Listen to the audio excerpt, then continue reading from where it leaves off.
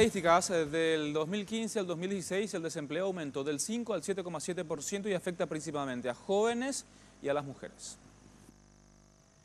El cuarto trimestre del 2016 cerró con un aumento de la tasa de desempleo abierto del 5,5% al 7%. Desde el Ministerio de Trabajo reconocen que esta tasa se acentúa en el grupo que busca insertarse por primera vez en el mundo laboral. O sea, si es que vemos dónde está el aumento, vemos nosotros que hay un poco más de 60.000 jóvenes que salieron del tercero de la media en el 2016 y que en noviembre más o menos ya estaban buscando una oportunidad.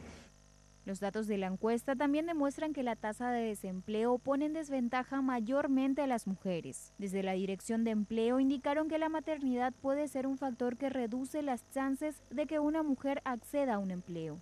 Ante estas tendencias que demuestran la difícil inserción laboral juvenil, el Ministerio de Trabajo dio a conocer una de las acciones que hará en conjunto con una entidad privada para beneficiar a 10 personas en la categoría de primer empleo formal.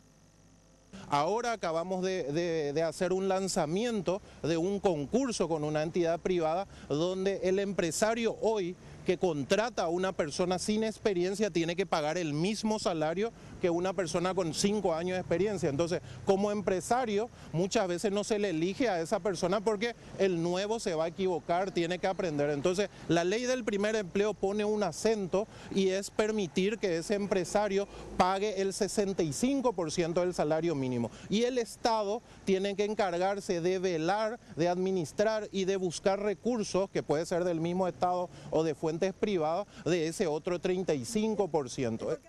Quienes deseen postular como beneficiarios del contrato de primer empleo formal pueden obtener más información llamando al 0800 11 7300.